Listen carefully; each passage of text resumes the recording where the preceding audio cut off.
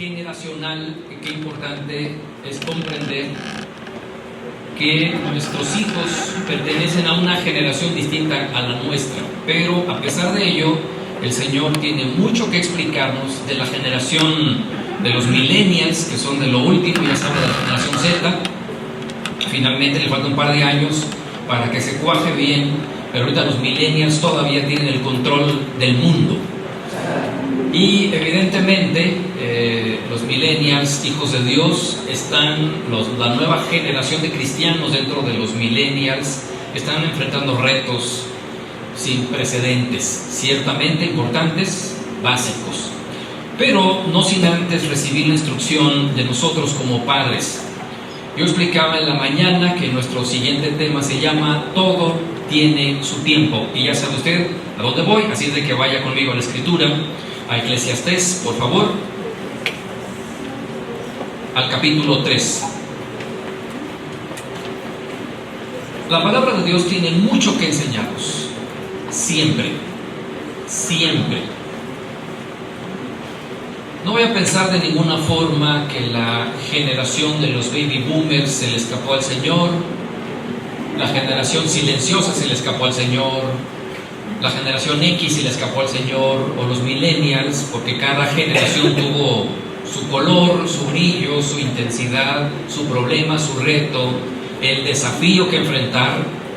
Y los millennials tienen que aprender mucho acerca de cómo van a enfrentar la vida, pero el turno es de la generación X, porque somos los padres de los millennials. Entonces nosotros tenemos el desafío de Dios de instruir a nuestros hijos millennials para cómo van a enfrentar ellos la vida, pero la Escritura nos dice cómo. Y quiero partir de Eclesiastés en el capítulo 3. Dice la palabra de Dios que todo tiene su tiempo y todo lo que se quiere debajo del cielo tiene su hora. Inicia diciéndonos que hay un tiempo para nacer y un tiempo para morir. Y entonces lo primero que tenemos que comprender, según ve en el esquema, caray, me fui para atrás, mire, se perdió de esto. Esto es lo que vimos en la mañana, cómo el poder tiene que ser elevado al nivel de la autoridad, y estos son los 5 ejercicios que, como usted no alcanzó a llegar temprano, se los perdió. Entonces tiene que pedir la grabación, porque seguramente se grabó.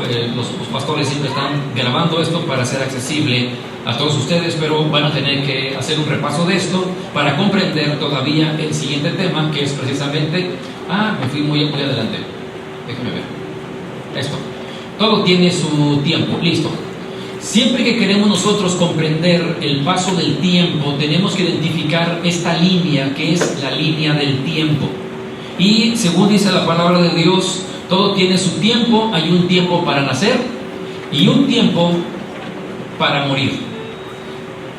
Y dentro de esa línea del tiempo tenemos que comprender que Dios tiene mucho que explicarnos a nosotros como padres con relación a nuestros hijos. Si usted lee ahí en Eclesiastés en el capítulo 3, dice, todo tiene su tiempo, todo lo que se quiere debajo del cielo tiene su hora, un tiempo para nacer, un tiempo para morir, y a partir de ahí nos da una serie de contrastes de lo que tenemos que hacer dentro de esa línea del tiempo. Es decir, cuando nacemos y vamos directo a la muerte, en esa línea que observa allá al frente, tenemos una serie de tareas, que es la misión que debemos cumplir, y las tareas van a ser proyectadas en contrastes. Si usted puede observar el verso 5, dice que hay un tiempo para esparcir piedras, un tiempo para juntarlas. Hay un tiempo de abrazar, un tiempo de abstenerse de abrazar, un tiempo de buscar, un tiempo de perder, un tiempo de guardar, un tiempo de desechar, un tiempo de romper, un tiempo de coser, un tiempo de callar, un tiempo de hablar, etcétera, etcétera, etcétera. Como puede ver, son contrastes. La vida nos va a traer contrastes dentro de esa línea del tiempo. Ahora, hay algunos contrastes que llaman la atención. Por ejemplo, el verso 5, en la segunda frase, dice que hay un tiempo para abrazar y un tiempo para abstenerse de abrazar. Maridos que me escuchan hoy, levanten la mano, por favor, todos aquellos hombres casados.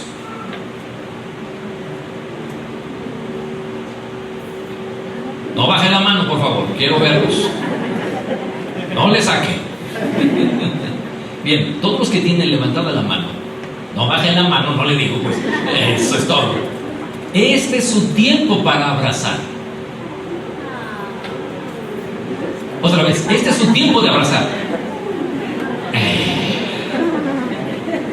Qué bonito se siente eso. Jóvenes solteros, levanten su mano. Jóvenes solteros, levanten la mano. Jóvenes solteros, este es el tiempo de abstenerse de abrazar. ¿Listo? ¿Verdad que eso está cambiado? Los jóvenes solteros, miren nada más el contacto físico que tienen hoy día con la novia. Y los casados, vean más. Los casados se están absteniendo de abrazar cuando es su tiempo de abrazar. Oiga, ¿recuerda cuando eran novios? ¿Recuerda que buscaban los lugares oscuros? Seguramente sí. Hoy día todavía buscan los rincones oscuros para esconderse de la esposa. Erróneamente. Este es el tiempo de abrazar. ¿Por qué hay tanto problema de adulterio? ¿Por qué? Porque los maridos se abstienen de abrazar. La esposa se abstiene de abrazar. No, es el momento de abrazar. Pero también hay un problema en la sociedad con el exceso de contacto físico que tienen los jóvenes, tantos embarazos no deseados. ¿Por qué? Porque los jóvenes no se están absteniendo de abrazar. Qué profunda es la palabra de Dios en cosas tan simples. También ciertamente la palabra de Dios dice que hay un tiempo para buscar y un tiempo para perder. Mi querido amigo Frank ya perdió. ¿Sabe quién perdió? A sus hijos. Ya es tiempo de soltarlos. Ahorita, platicando antes de entrar acá, platicábamos de los acontecimientos y Frank y Lidia nos cuentan, ya nos graduamos. Ya entregamos a nuestros hijos, enterados están ustedes. Bueno, ellos ya perdieron a sus hijos. Pero yo todavía lo tengo en casa y estoy corriendo a los chiquillos de casa. Y nosotros empezamos con esa etapa de la vida. Dios mediante, el mes de marzo, nuestro hijo mayor se casa y va a ser su tiempo de abrazar. Y esperemos que haga su chamba como debe ser. Pero ciertamente de nosotros será nuestro tiempo de soltar. Ya no podemos nosotros retener, ya no debemos nosotros regañar, ya no debemos nosotros educar, porque ya tuvimos nuestro tiempo para hacer todo esto. Si observa en el esquema, se va a dar cuenta que hay una escala que tenemos nosotros que ayudar a que nuestros hijos suban. La vida en general se divide en 3 bloques importantes. En el primer bloque, ellos tienen que desarrollarse. Nuestros hijos tendrían 0 años aquí tendrían 25 años de edad. Y ese primer bloque se llama desarrollo, para que entren a un segundo bloque que se llama productividad, de 25 años hasta 50 años de edad. Ciertamente uno produce antes y uno produce después, pero estos 25 años es realmente la etapa de la cima de la productividad de la vida, para luego llegar a los 50 años y encontrarnos con una rampa que nos va a llevar directamente al panteón. Ándale pues. Es decir, en el cierre de la vida. Aquellos jóvenes de 50 años que me escuchan hoy, seguramente como yo comprenderé, ¿a poco no? Por ahí escucho amén, así debe ser. Nosotros que tenemos ya 50 años, que llegamos al 5.º piso, cuando llegué a los 50 años, me dicen, bienvenido al departamento de blancos. Todo se pone blanco. Y empiezo a ver. A partir de los 50, el buró en la recámara se parece más a una farmacia. ¿Nota eso? Ya no hay adornos, hay pastillas, aparatos raros para medir la presión y la temperatura. Y bueno, porque estamos empezando la rampa de la bajada. Qué importante comprender la palabra de Dios que dice que todo tiene su tiempo y todo lo que se desea debajo del cielo tiene su hora. ¿Qué debemos hacer con nuestros hijos? Ubicarnos en esas 3 etapas de la vida, en qué punto estamos nosotros, para nosotros ser de influencia en la vida de nuestros hijos, lo que veíamos temprano hoy. Qué importante es que el liderazgo de los padres sobre los hijos se traduzca en una influencia. Queremos ser un referente para nuestros hijos. Qué importante es que nosotros hagamos nuestra chamba en tiempo y forma. Sabremos entonces que todo tiene su tiempo. Y ahorita es el tiempo de estar con nuestros hijos. Cuando nosotros vemos este esquema, entendemos que nuestros hijos están desarrollando confianza básica en la primera etapa de la vida. Pero si nosotros no ayudamos a que nuestros hijos desarrollen confianza, ellos van a desarrollar desconfianza de ellos mismos. Todos aquellos padres jóvenes que tienen hijos entre 0 y 5 años de edad, están estos niños desarrollando confianza en ellos mismos. Qué importante es ayudar y que los padres nos tomemos el tiempo para ayudarles a ellos a desarrollar su confianza. Si ellos desarrollan confianza básica, ellos van a tomar en tiempo y forma la iniciativa. Pero lo explico de este modo. Usted ve que un chiquillo de algunos 4 años de edad, usted va con ese niño a la casa del vecino y el vecino tiene un triciclo por ahí. ¿Qué hace un niño que tiene confianza básica? Va y se le trepa al triciclo, es decir, toma la iniciativa. No pide permiso, no pide perdón, el niño ve un triciclo, va y se le sube porque el niño tiene confianza básica y toma la iniciativa. Pero ¿qué pasa con aquellos niños que están prensados a la falda de la mamá? Y ven el triciclo a la distancia y no se atreven a tomar la iniciativa para poder ir y tomar el triciclo, porque ellos tienen, en lugar de iniciativa, están desarrollando vergüenza y duda de ellos mismos. Entonces el chiquillo está prensado en la falda de la mamá, mirando el triciclo, deseando subirse al triciclo, y la señora de aquella casa le dice al niño: mijo, ¿te quieres subir?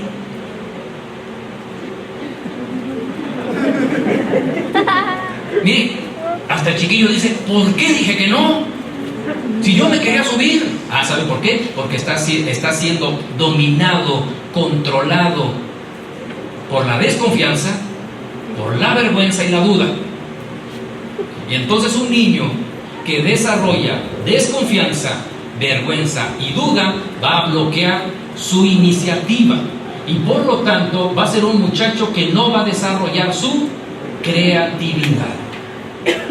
Qué importante es cuando nuestros hijos desarrollan su creatividad. Mire, todos los niños hacen dibujos en esa etapa. Estamos hablando de chiquillos más o menos de los 9, 10 años de edad hasta los 13, 14 años, que empiezan a hacer unos dibujos maravillosos. Imagine nada más el padre de familia que el chiquillo le trae un dibujo y el papá se le queda viendo y dice: qué feo está. Imagínense nada más. Si el muchacho está desarrollando su creatividad. Y le voy a dar un dato psicológico importante. Cuando un niño hace un dibujo, nos está hablando de su futuro. De su futuro. Cuando un niño hace un dibujo y pone mucho cuidado en el trazo, en la dimensión de la cabeza en relación al cuerpo, y pone una figura de pie sobre una línea como firme, es un muchacho que está interesado en las ciencias exactas. Está usted delante de un ingeniero, de un futuro contador, de un administrador, porque le interesa la exactitud, la cuadratura. No hizo la figura en un rincón, en una esquina, no lo hizo abajo, lo hizo en la parte céntrica. Está administrando los espacios de la hoja. Hay riqueza en el dibujo, mucha riqueza. Así es de que tómese usted el tiempo para observar el dibujo, fortalecer a su hijo en sus habilidades, en su potencial, para que usted refuerce al futuro ingeniero, al futuro contador, al futuro administrador.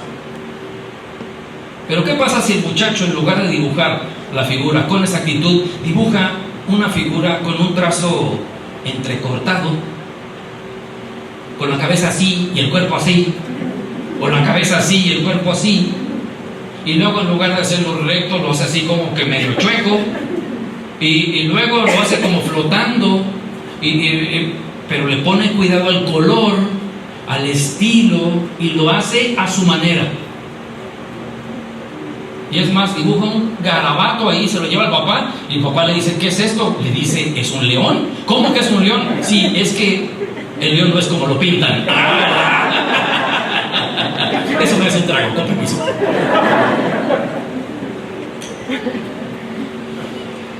Y entonces ese muchacho no está interesado en el trazo exacto, ¿nota? Ese muchacho en su creatividad está interesado en el color, está interesado en la manifestación artística. Está usted delante de un músico, de un psicólogo, de una persona interesada en las humanidades. ¿Se nota? En el dibujo usted está viendo el futuro de sus propios hijos. Pero ¿qué pasa si le pide usted al niño que dibuje una figura humana y le dibuja un Gasparín? Es decir, la pura silueta, pero pone mucho cuidado en dibujar las tripas del muñeco, en dibujar los dientes, y dibuja el esqueleto, y cuando le pide que dibuje un paisaje, dibuja el mar, y dibuja la profundidad del mar, y dibuja las plantas, el arrecife allá en el fondo, los esqueletos de pescados. Está usted viendo un muchacho interesado en la biología, está viendo un futuro médico.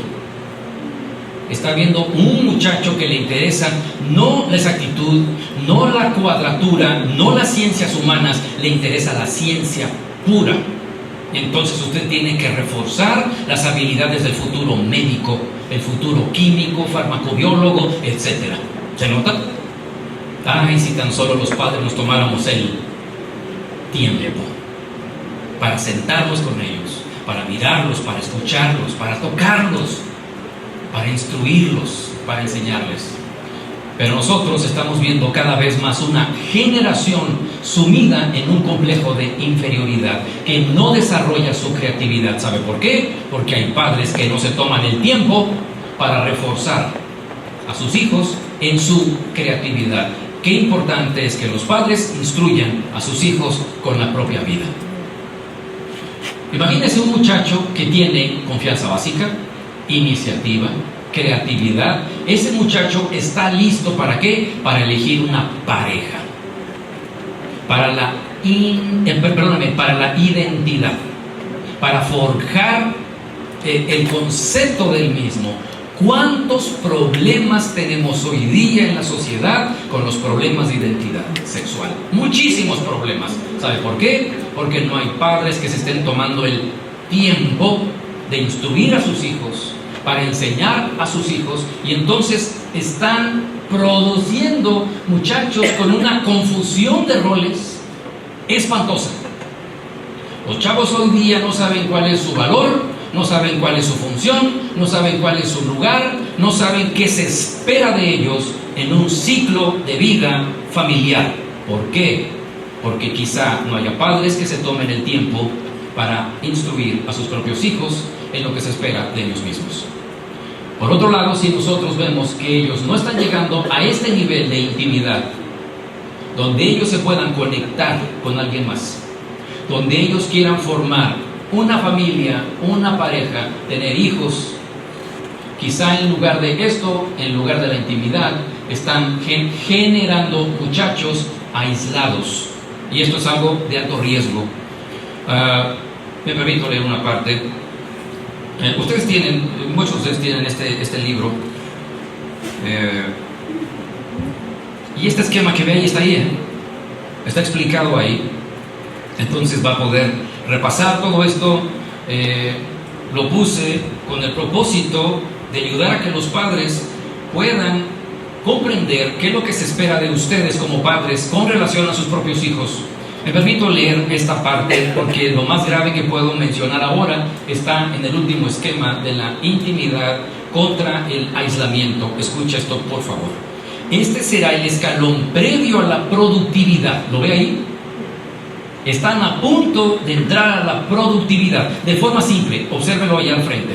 De forma simple, si vemos un muchacho con confianza básica, con iniciativa, con creatividad, con una identidad sólida y tiene ya establecida la intimidad, véalo buscando un empleo. Véalo desarrollando un trabajo. Véalo administrando el dinero. Ahora vea la otra parte.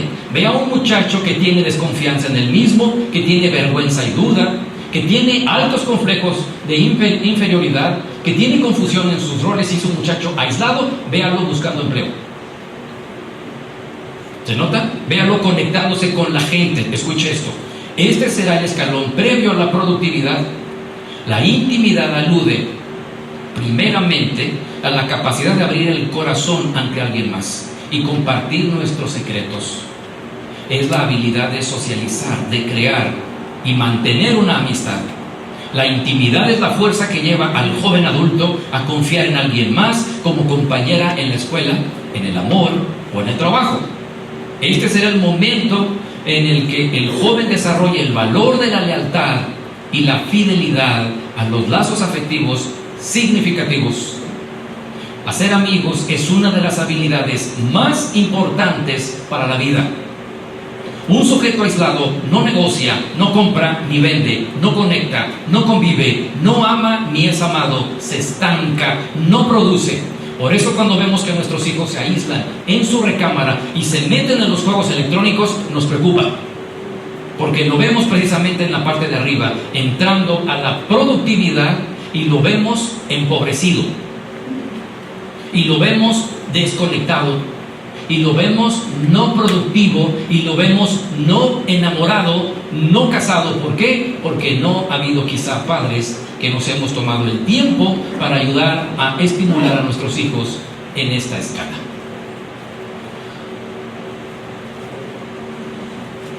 Con tristeza le digo esto, pero la palabra de Dios nos lo dijo desde el Génesis. Y digo con tristeza, ¿por qué? Porque ya lo hemos escuchado, ya lo hemos leído, pero no le creemos a Dios. No como para realizarlo en casa. Y entonces, ahora el reto no es pensar en ellos como hijos, sino en nosotros como padres. Y mi pregunta para ustedes es, ¿cómo está su línea del tiempo?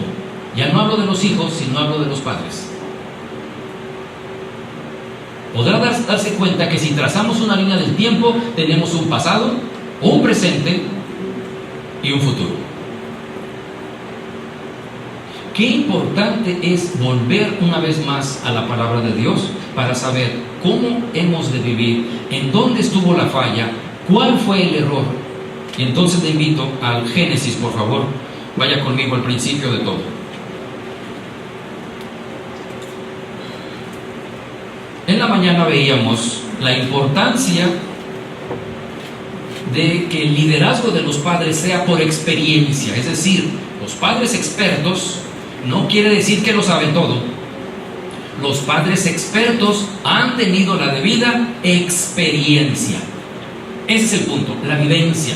Y entonces, antes de llegar con nuestros hijos y tratar de ayudarlos a subir esa escala, dependiendo de la etapa de vida que ellos tengan, antes de esto tenemos que hacer un análisis personal, individual. Y tenemos nosotros que mirarnos de frente al Creador y responder a las preguntas que Dios le hace al hombre.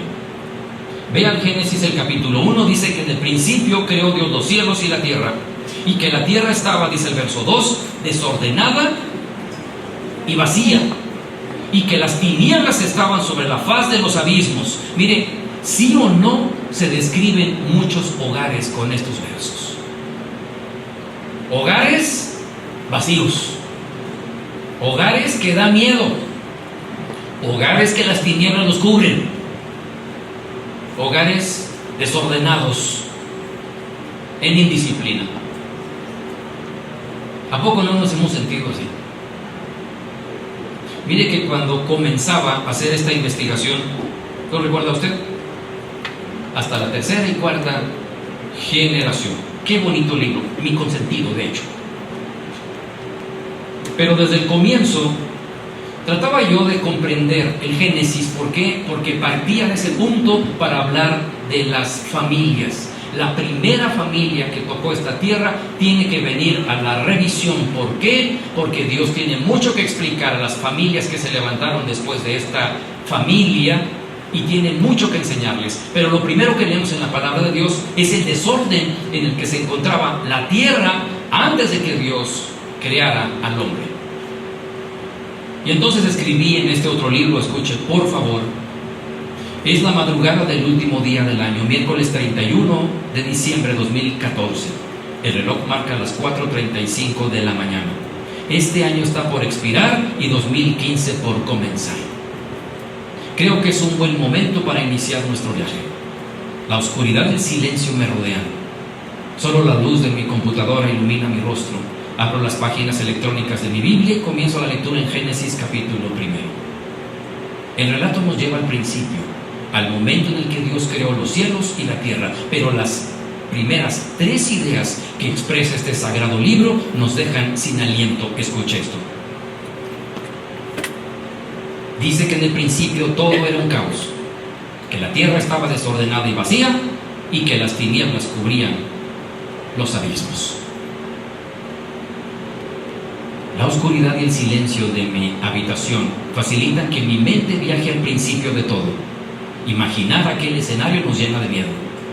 Largas extensiones de aguas en un lugar seco, elementos mezclados, densas tinieblas. No existía un lugar en toda la tierra donde sentirse a salvo bajo tan desolador escenario, cubierto por aquel silencio de sepulcro. A pesar de todo, la siguiente frase cambia el sentido del relato, cuando dice el verso 2 que el Espíritu de Dios se movía sobre la faz de las aguas. Dios moviéndose, Dios diseñando, Dios creando. La pura idea nos ofrece descanso, porque en medio de aquel caos podemos entender que también existe una mente inteligente que está en control de todo y que tiene un plan. Cuando veo el desarrollo de la creación explicado en 7 días, el Señor lo primero que quiere hacer es llamar nuestra atención al transcurso del tiempo. El primer día capta mi interés cuando Él, con el poder de su palabra, ordena: hágase la luz. Dios entonces crea el día y la noche, y con ello crea, mis hermanos, el concepto del tiempo. Dios nos da una noche, un día, una noche, un día, una noche, un día. ¿Para qué? Para que realicemos nuestra misión que tenemos en esta tierra. Y la misión número 1, ¿dónde está? En nuestro hogar, en nuestra casa. Qué importante es cómo Dios entrega al hombre una misión dentro de la línea del tiempo. Pero todos sabemos lo que ocurrió en Génesis, el capítulo 3. Lea la primera frase y se va a dar cuenta que todo marchaba sobre ruedas hasta que el hombre ejerció su voluntad, y entonces vinieron las cosas a trastocarse dentro de la creación. ¿Por qué? Porque Satanás, la serpiente antigua, dice ahí el verso 1, era astuta, y entonces llega con la mujer y comienza un proceso de seducción. ¿Para qué? Para hacer que el hombre ejerza su voluntad y decida desobedecer. ¿A quién? A Dios. Todos hemos leído Génesis, el capítulo 3, y se dará cuenta que todo lo que ha ocurrido en la historia de la humanidad es producto ¿de qué? De Génesis capítulo 3. ¿Cuántos hogares destruidos gracias a la desobediencia que el hombre hace hacia Dios? ¿Cuántos abortos? ¿Cuántas guerras? ¿Cuánta muerte? ¿Cuánto asesinato? ¿Cuántos, escuche esto, cataclismos? ¿Cuánta transformación en nuestro entorno? ¿Gracias a qué? A que la avaricia de muchos hombres les lleva a lastimar la creación misma. Podemos afirmar entonces categóricamente que todo este desorden ha sido producto ahora ¿de qué? De las decisiones del ser humano que ha tomado en sus empresas, en la calle, en su casa. ¿Ha visto por la facilidad con la que la gente tira basura en la calle? ¿Ha visto la facilidad con que el ser humano contamina el ambiente? Y entonces el hombre ha llegado a destruir su propia casa. ¿Ha visto usted cómo se acostumbraba antes en los pueblos que se barría la banqueta? ¿Ha visto usted que la vecina le echa la basura a usted?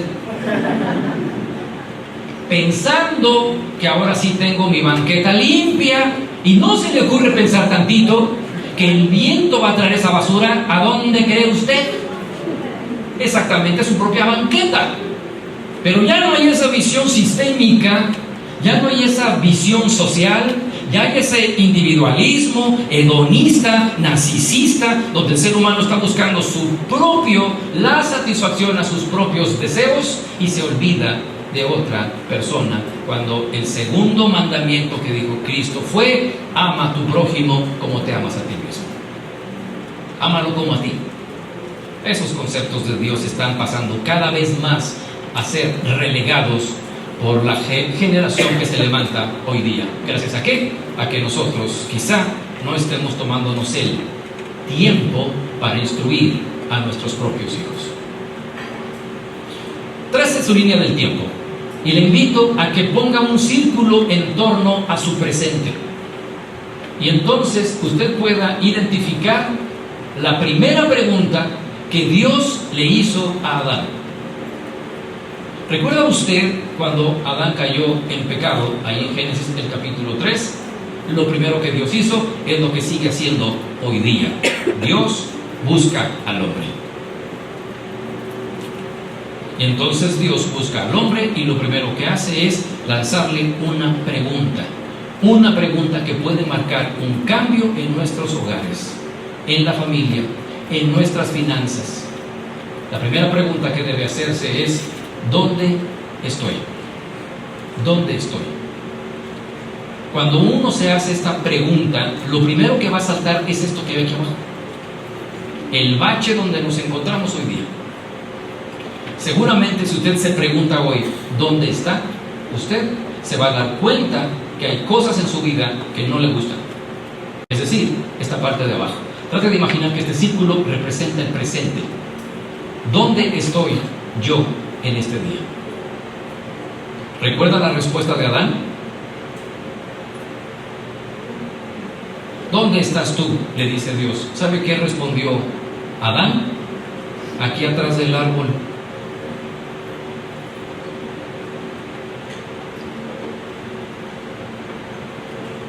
Oiga, ¿usted cree que Dios no sabía dónde estaba Adán? Pues no, que Dios lo sabe todo, pues. Pues entonces, ¿por qué estaba preguntándole a Adán dónde estás tú? Ah, es muy simple. Dios sabía dónde estaba Adán. Adán ya no sabía dónde estaba. Adán se perdió. Y a partir de esa mente perdida del hombre, comienza a formar una familia. La familia, la primera familia que pisó esta tierra, se formó después de la caída del hombre, después de ser expulsados del huerto. Entonces imagine el reto para Adán y Eva comenzar a tener hijos. Y entonces surge el primer asesinato que se registra en la historia. ¿Dónde se dio? En una familia. Las tinieblas comenzaban a cubrir los abismos de la familia. Un asesinato. Qué terrible dolor para los primeros padres, donde la víctima y el victimario eran hermanos y eran hijos de los mismos padres. ¿Se imaginan? Y piense por un momento que uno de sus hijos asesina a otro. Asesina. Fíjese nomás, qué impactante es esto. Las tinieblas comenzaban a cubrir los hogares desde el primer hogar. Pero no olvide que Dios tiene un plan. Y Dios provee de amor a su creación. Y lo provee a través de plantearle preguntas simples. Cuando escuche usted la pregunta ¿dónde estás tú?, no se refiere geográficamente a dónde estás. Si yo le pregunto a usted ¿dónde estás tú?, usted va a decirme, sentado aquí escuchándote, eso es como decirle a Dios estoy detrás del árbol. No, por favor, Dios sabe dónde está usted físicamente. Pero la pregunta es, si este escenario hacia el frente representara su línea del tiempo, la pregunta es ¿dónde estás tú? ¿En qué etapa de la vida estás? En mi familia, en promedio, mueren a los 70 años. Trata de imaginar que esta fuera mi línea del tiempo. Yo no estaría aquí. Aquí tendría yo 35 años y yo tengo 50. Entonces, creo que estoy un poquito más para allá. Es decir, me le estoy acercando a Frank. Trata de imaginar que aquí han transcurrido ya 5 décadas. Ya empiezo a sentir los fríos del invierno. Ya empiezo a ver mi lápida un poco borrosa, pero ahí se alcanza a ver. Ahora, hay quienes no tienen 50, sino 60. Hay quienes tienen 70. Y entonces el frío del invierno ya se siente hasta los huesos. La pregunta que Dios le hace hoy es esa: ¿dónde estás tú? ¿Dónde estás en tu línea del tiempo? Yo volteo a ver mi línea del tiempo y digo, caray, 5 décadas. Pero si pienso en Samantha, mi hija, mi tercer hijo, ella tiene 21 años. Entonces ella, en los 70 años en promedio, ella estaría apenas transcurriendo 2 décadas. Ella está aquí, en ese punto. La expectativa de la vida para ella a los 21 años es muy diferente a la mía a los 50 años. Y entonces Dios quiere utilizar a Samantha, mi hija, a sus 21 años. Quiere utilizar a mi chavo que se va a casar y tiene 25 años. Y Dios quiere utilizar a cada uno de nuestros hijos de acuerdo a la etapa de la vida. Pero la primera pregunta que deben plantearse es: ¿dónde estás? ¿Dónde estás tú? ¿En qué etapa de la vida estás? ¿Por qué es importante? Porque debemos comprender que esta línea del tiempo nos está moviendo hacia algo. Y entonces la psicología se mete en ese tema y entonces plantea una pregunta humana, no divina. Esta pregunta, ¿a dónde quieres llegar?, no es una pregunta que Dios le hizo a Adán. Pero el ser humano se plantea preguntas equivocadas, por eso obtiene las respuestas equivocadas, porque no sabe cómo preguntar de una forma correcta. El ser humano dice: ¿dónde estoy? Y la respuesta es: estoy endeudado. ¿Dónde quieres estar? Quiero estar libre de deudas. ¿Dónde estás? Estoy con sobrepeso. ¿Dónde quiero estar? Quiero estar en mi peso ideal. Y entonces el ser humano, cuando se plantea preguntas humanas, obtiene respuestas humanas. Y entonces lo que hace es plantearse la pregunta número 4. Observa esto: ¿qué debo hacer para cerrar esta brecha donde estoy y dónde quiero estar? Y entonces otra vez el ser humano que está planteando preguntas equivocadas que lleva al ser humano mismo a respuestas equivocadas. ¿Sabía usted que si usted se plantea la pregunta psicológica de dónde estoy y dónde quiero estar, es producto de su ansiedad? ¿Dónde estás y dónde quiero estar?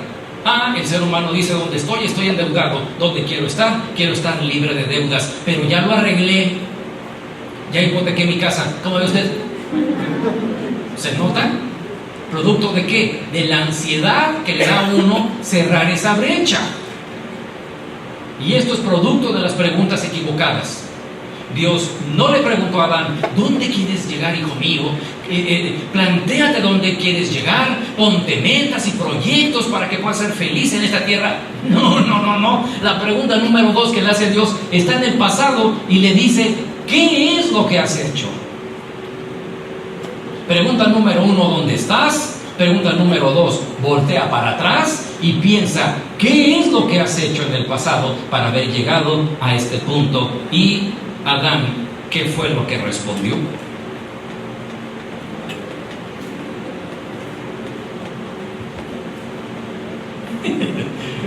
No, ese Adán es de los míos, Buenazo para culpar, ¿a poco no? ¿Qué es lo que has hecho?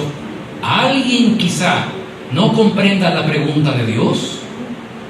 ¿Qué es lo que has hecho? No es una pregunta simple. Las preguntas simples de Dios requieren respuestas simples. ¿Qué has hecho tú? ¿Y qué dijo Adán? ¿Dónde anda mi esposa? Allá atrás. ¿Qué dijo Adán? La mujer que tú me diste. Fíjese la frase, la mujer que tú me diste. Es decir, o ella es la culpable, o tú, pero yo jamás. ¿Verdad que Adán es de los nuestros? Mire, hermano, yo no tengo sobrepeso por mis decisiones. No, es la culpa de la señora del pozole, que hace un pozole tan rico. Yo no soy culpable de las deudas que tengo, es la culpa de mi esposa. ¿Por qué? Porque ella a fuerza quiere que tenga a los chiquillos en escuelas privadas. Pero yo no soy el responsable. Yo no soy el responsable de no hablarle a mis propios padres. Ellos son los responsables. Ellos tienen que llamar y buscarme. Y nos estamos acercando a las fiestas familiares, donde las heridas se vuelven a destapar. Muy atinados los pastores imponer el mes de la familia justo por aquí, porque nos estamos previniendo para la depresión de noviembre, diciembre y enero. No, enero ya la cuesta, ¿verdad? Pero octubre, noviembre y diciembre vamos para abajo emocionalmente. ¿Por qué? Porque otra vez se va a reencontrar con su tío que abusó de usted.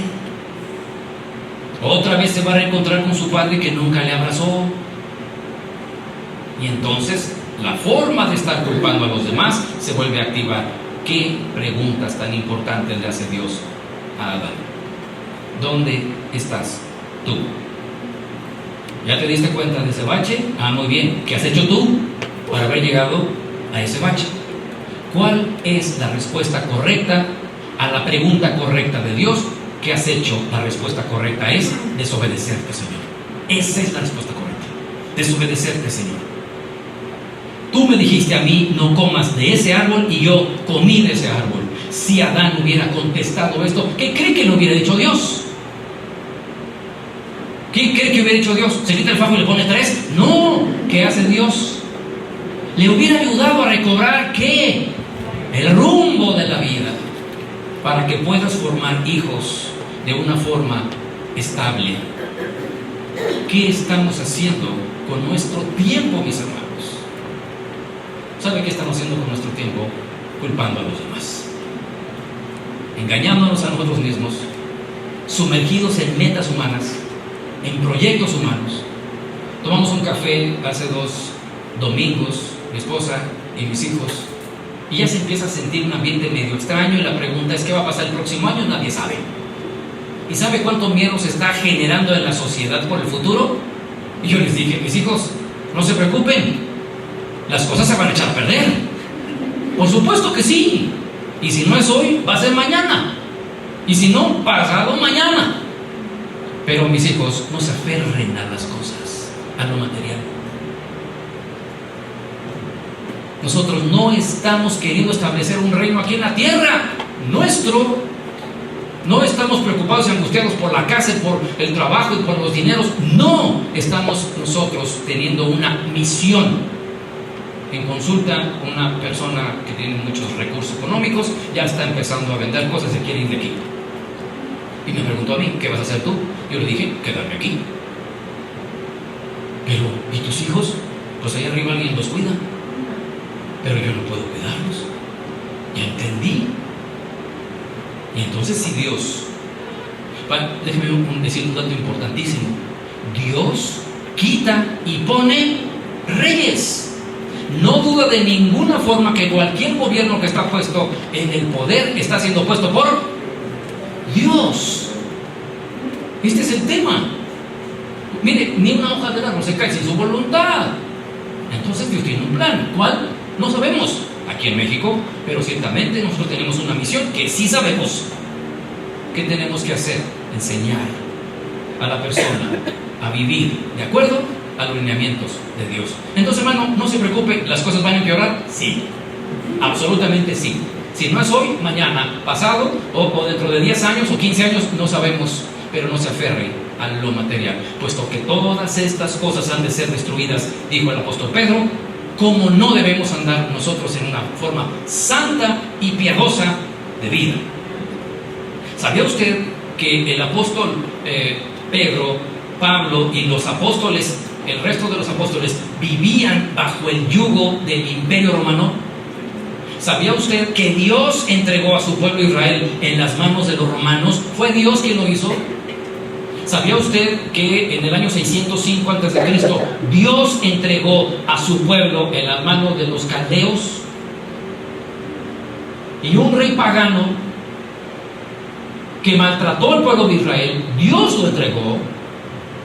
No se preocupe, mi hermano, alguien está en control, relajado. Nuestra visión no está puesta aquí. ¿Dónde estás tú? Ubica en la palabra de Dios cuál es la misión que Dios nos ha dado en este instante. ¿Para qué? Para ajustar nuestra vida a los planes que Dios tiene. Y eso nos va a dar tanto descanso. Concluyendo, Alondra, mi hija de 15 años, la más chica, me abrazó y me dijo: papá, me da tanta tranquilidad escucharte. ¿Y qué es lo que hago yo? Yo le estoy prometiendo y jurando y perjurando que la voy a proteger. No puedo. El chikungunya nos puede matar mañana. ¿Ves algo más? Somos tan frágiles. ¿Qué es lo que debemos hacer? Confiar en quien puede verdaderamente protegernos. Y entonces, no pierda la brújula, mi hermano.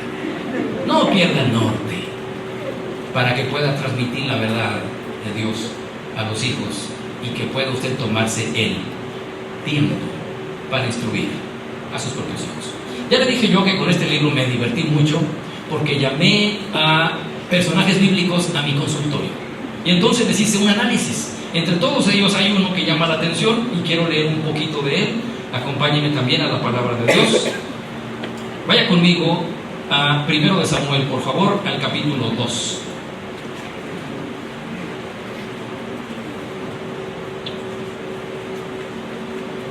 Primero de Samuel, el capítulo 2. Dice el verso 22 que Elí era muy viejo. Entiéndase, ya había pasado el tiempo. Ya había pasado el tiempo. Pero Elí era muy viejo y escuchaba de todo lo que sus hijos hacían en todo Israel y cómo dormían con las mujeres que velaban a la puerta del tabernáculo de reunión. Y les dijo: ¿por qué hacéis cosas semejantes? Porque yo oigo de todo este pueblo vuestros malos procederes. No, hijos míos, porque no es buena fama la que yo oigo, pues hacéis pecar al pueblo de Jehová. Si pecare el hombre contra el hombre, los jueces lo juzgarán. Mas si alguno pecare contra Jehová, ¿quién pudiera abogar por él? ¿Quién podría rogar por él? Pero sabe una cosa, para Elí ya era demasiado tarde. Ya se había pasado el tiempo. Estamos hablando del sacerdote de Israel, el encargado de enseñar al pueblo de Israel. Y entonces él tuvo su tiempo para instruir a sus hijos, pero resulta ser que él vivió en la generación que no conocía a Jehová, los jueces. ¿Recuerda usted? Se levantó toda una generación que no conocía a Dios. Y entre ellos, ¿quiénes estaban? Los hijos de Elí. Quiere decir entonces que Elí siguió la corriente generacional sin instruir a sus propios hijos. Ahí está el error. Ahora, en ese tiempo había una mujer llamada Ana que no tenía hijos y quería tener hijos, y ella sufría cada vez que su familia subían al templo a adorar. Estaba tan afligida, tan angustiada, que llegó al templo a derramar su espíritu delante de Dios y a suplicarle que tuviera misericordia de ella. Y entonces Elí la observó a la distancia y pensó: esta está borracha. Y le dijo: digiere tu vino. Y le dijo: Señor mío, no soy una mujer perversa, sino una mujer afligida, porque no tengo hijos, y he derramado mi alma delante de Dios. Elí entonces le dice que Dios pueda suplir a la petición que le has dado, y en ese instante salió ella feliz porque alguien le había escuchado. ¿Quién? Dios. No salió de ahí ya con el milagro efectuado. ¿Nota eso? Ella siguió su vida, dice la palabra de Dios, y Dios entonces le dio un hijo llamado Samuel. Y ella prometió que si le daba un hijo, porque aparte Ana se puso sus moños y dijo: Señor, quiero un varón. No nomás un niño, no, quiero un varoncito. Pero sabes una cosa, si me das un varón, lo voy a entender como una señal. Y esa señal va a ser que yo voy a tomar a este hombre y lo voy a entregar, como debíamos haber hecho con cada uno de nuestros hijos. Entregar a nuestros hijos a Dios. No quiere decir que todos van a ser pastores o misioneros, sino que todos van a servir a Dios desde su trinchera, de acuerdo a su línea del tiempo. Y ocurrió así. Llega el joven Samuel al templo y comienza a vivir y a ser educado. ¿Por quién? Por Elí, el que había educado a esos chavos que estaban destrozando a Israel. Pero Dios estaba en control. Y en esas tinieblas que cubrían las familias de Elí, en ese momento la luz resplandece de la palabra de Dios, y entonces Dios le llama a Samuel y le dice que va a juzgar a Elí por 3 pecados básicos. ¿Cuáles eran? El primer pecado de Elí, lo puede ver usted ahí en la escritura, dice que los hijos de Elí eran hombres perversos que no tenían conocimiento del Señor, dice el verso 12. Es decir, no hubo un padre que enseñara a sus hijos. ¿Nota? Error número 1. Y Dios iba a llamar a cuentas a Elí, no por el pecado directo de sus hijos, sino por el pecado de él. Los pecados de Elí son obvios. Los pecados de Ofni y Fines son obvios. Los hijos de Elí, sus pecados son visibles. Pero los pecados de Elí, ¿cuáles son? No instruir a sus hijos en el conocimiento de Dios. Pero también dice el verso 29 que Elí, Dios hablando con Samuel, le dijo: Elí honró más a sus hijos que a mí. Fíjese nomás. Y todavía otro pecado en el capítulo 3. Dice que Elí, en el verso 10, no estorbó a sus hijos. Cuidado. Bien, por un momento hagamos un comparativo entre Elí y Samuel. Ahí tiene usted a Elí. Ya recuerda usted la consecuencia que Dios puso. Elí iba a sufrir el dolor de ver morir a sus hijos el mismo día. De hecho, ese día murió él también, porque el arca del pacto había sido tomado de Israel. Imagínense nomás qué afrenta para el pueblo de Israel. En ese momento muere Elí, y la serie de consecuencias ahí están escritas en la palabra de Dios, terribles, terribles para la generación que venía adelante de Elí. Pero luego voltamos a ver a un hombre de Dios llamado Samuel. Y Samuel era un hombre recto que enseñó a sus hijos. ¿Cómo sabemos que instruyó a sus hijos? Porque él tenía 3 puntos para juzgar a Israel, 3 ciudades, y entre esas 3 estaba Ramá, donde vivía. Y ahí en Ramá levantó un altar a Dios. ¿Para qué? Para instruir a sus hijos en el conocimiento de Dios, y también ¿para qué? Para no descuidar a su familia y gobernar a Israel desde ese punto. ¿Nota eso? Vemos a un estadista, un hombre de Dios. Y uno diría: excelente, quiere decir entonces que los hijos de Samuel tuvieron el éxito en el futuro y los hijos de Elí se encontraron con la muerte. ¿Sabe una cosa? Fue lo mismo. Y los hijos de Samuel se dejaron sobornar y sobornaron. Los hijos de Samuel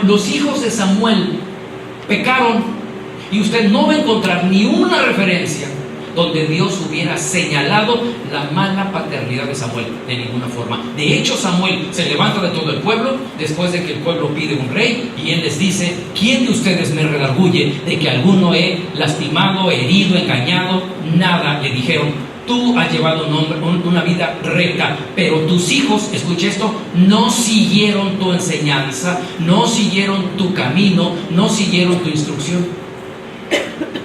Dios juzgó a Samuel por sus hijos. No.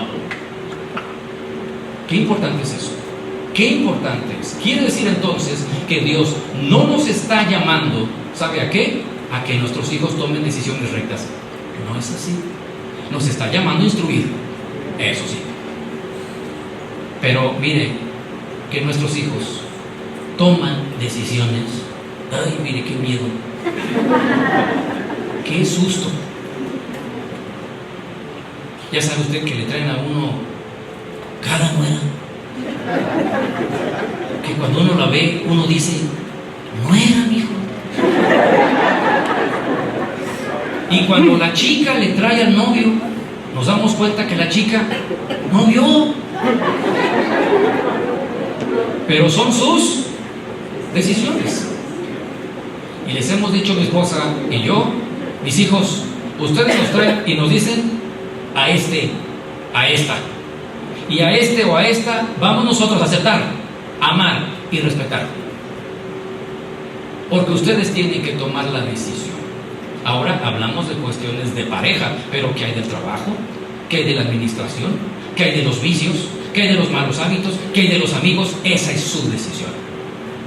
Ellos tienen instrucción, ellos tienen la palabra de Dios, ellos ya han sido enseñados por mi esposa y por mí, y esto que no quede en duda.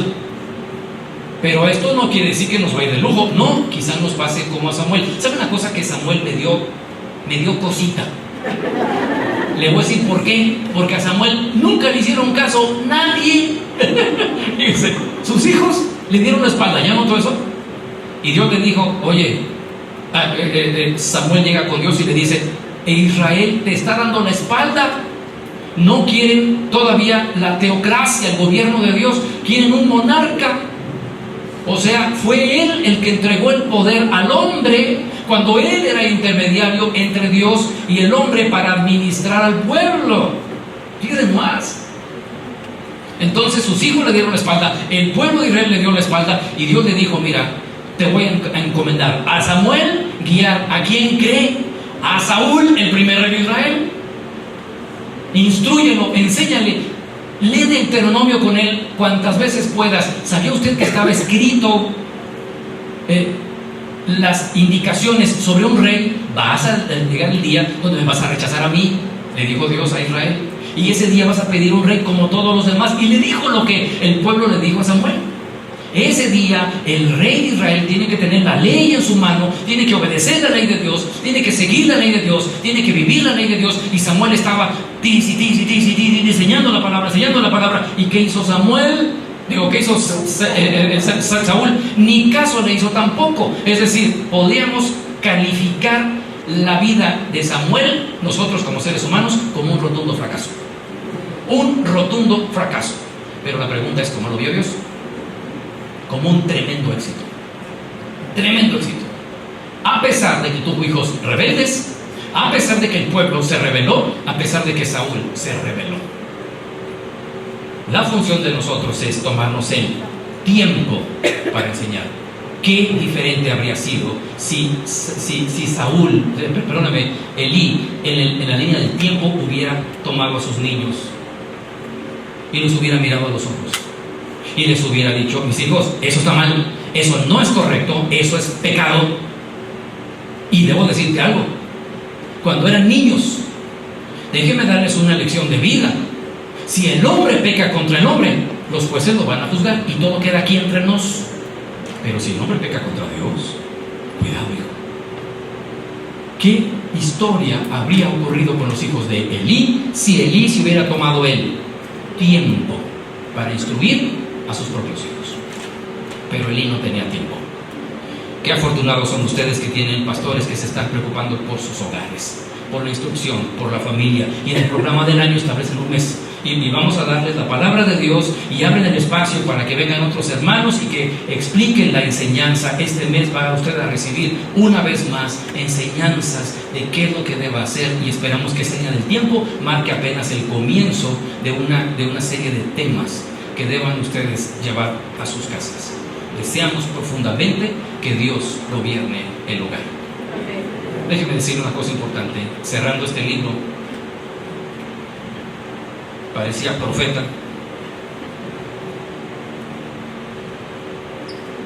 Al final, ahora sí que le voy a leer el final de la novela, pero me puse a pensar, estábamos mi esposa y yo haciendo un viaje hermoso. Cada año nosotros estamos reforzando los proyectos y las metas, pero cada 10 años tenemos metas que queremos ajustar a la familia, porque nuestro proyecto es un proyecto de vida. Y en ese viaje tan hermoso, cada 10 años nos hacemos metas para los siguientes 10 años. Luego, en el transcurso de esos 10 de esa década, estamos reforzando esos 10 años, esos proyectos y esas metas. En los primeros 10 años, la propuesta era tener casa propia, tener a nuestros 5 hijos. Queríamos 5 hijos, fortalecernos mi esposa y yo. Queríamos empezar a tener nuestros hijos 3 años después de casarnos. Vaya, esas metas se cumplieron en 10 años. Hacemos un viaje hermoso, evaluamos los últimos primeros 10 años y luego proyectamos a los siguientes 10. El siguiente bloque era terminar mi maestría, escribir los primeros libros, proyectos para los siguientes 10 años, fundar énfasis, que es enfoque familiar sistémico. Vaya, los metas de 10 años, criar a nuestros hijos en esa etapa de vida, se cumplen en esos 10 años. Mira qué hermoso es esto. Pero llegamos a los 20 años, tenemos 28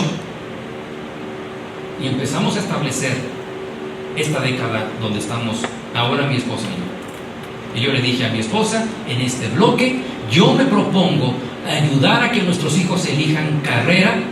Yo me propongo ayudarlos a ser productivos para que logren ser autosuficientes y logren ser independientes. ¿Qué cree que se le ocurrió decir a la chula? Dijo ella, yo me propongo abrir espacios en el corazón para la llegada de los nuevos miembros de la familia.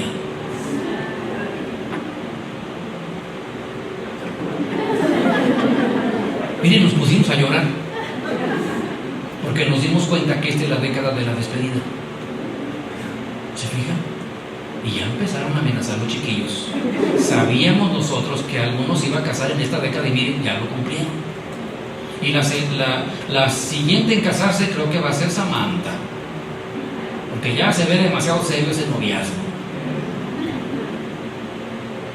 Fue entonces que nos propusimos, ya todo el tema se volvió la llegada de los nuevos miembros de la familia.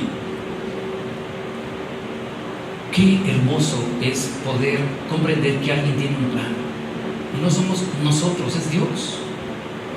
Pero un día sabemos lo que puse aquí. Un día comprendo que nuestros hijos van a tomar sus propias decisiones. Y ya vemos que nuestros hijos están empacando. Ya los vimos. Ya se van a ir. Qué rápido pasó el tiempo. Y ya saben, se casa el primero, el segundo, el tercero, el cuarto y luego el quinto. Y luego se va a morir el perro. Fíjense nomás. Pero cerré este libro con una oración que creo yo que ya estamos haciendo mi esposa y yo. Escuche esto, querido Padre. Un día confiaste en nosotros y pusiste en nuestras manos 5 almas para inspirar y preparar para la vida. Nos sentimos tan agradecidos contigo por esta enorme misión que nos has encomendado, el regalo de mantener hijos en casa. Hoy, después de todos estos años de angustias y alegrías, días de llanto y sonrisas, dolor y placer, confusión y certeza, este día, con dolor y satisfacción, los enviamos con nuestra bendición a iniciar, con tu ayuda, la aventura de sus vidas.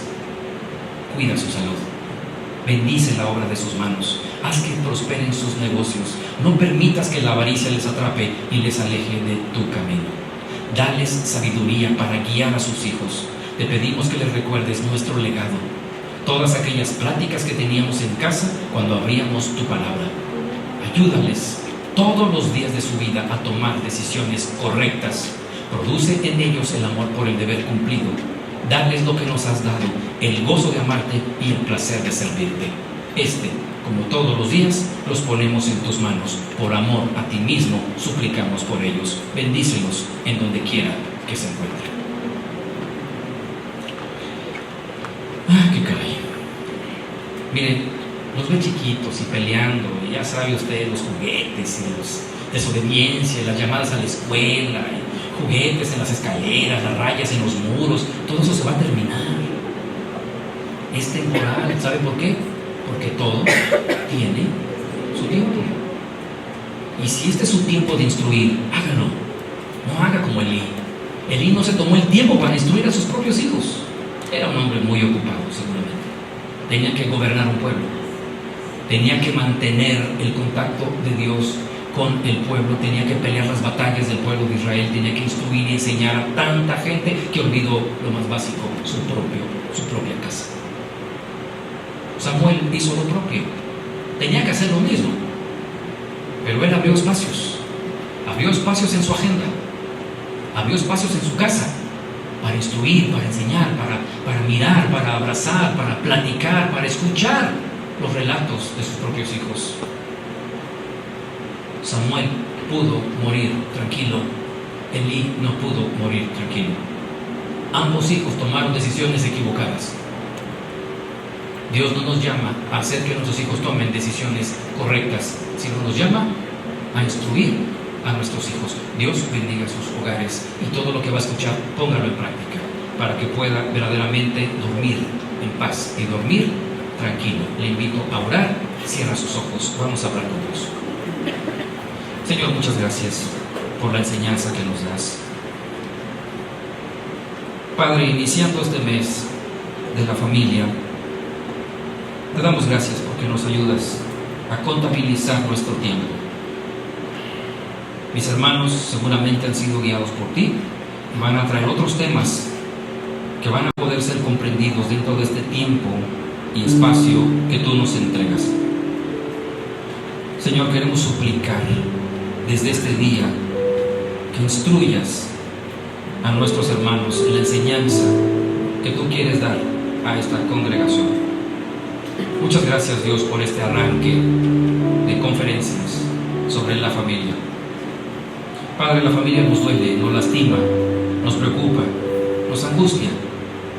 Pero ahora hemos comprendido que nuestra labor es la instrucción, no la decisión. La decisión es de ellos. Por eso suplicamos que tú les recuerdes ese legado que estamos dando nosotros como padres a nuestros hijos, para que ellos nunca olviden tu ley, la enseñanza. Exhórtanos, Dios, a tomar los tiempos para hablar con nuestros hijos todo el tiempo. Ayúdanos, Señor, a priorizar en nuestra vida, a comprender que este es el día para nuestros hijos, para sentarnos con ellos y hablar con ellos, para instruirles en tu palabra. Padre, muchas gracias por la misión que has puesto en nuestras manos, mi esposa y mía, de inspirar estas 5 almas. Pero de antemano la estamos entregando de vuelta a ti, enseñando e instruyendo a nuestros hijos en tu palabra. Suplicamos tu asistencia para nuestra labor como padres. Suplicamos la llamada del Espíritu para corregir nuestras vidas en lo que hemos hecho mal. Suplicamos misericordia para nosotros y para nuestros hijos, para que podamos corregir nuestros malos actos, nuestros pecados. Gracias te damos por tu enseñanza, por la palabra, por recordarnos que nuestros días están contados y que pronto vamos a encontrarnos contigo. Gracias por el gobierno que nos has dado, gracias por la salud que nos has dado, gracias por el trabajo que nos has dado, por la cuenta de banco que nos has dado, por el auto que nos has dado, por la casa que nos has dado, por tantas cosas que nos das. Ayúdanos a no aferrarnos a todo lo material. Ayúdanos a comprender que debemos regresarlo a ti. Suplicamos tu guía e instrucción para nuestra misión. Por el nombre de Cristo Jesús clamamos a ti. Amén. Muchísimas gracias, queridos hermanos.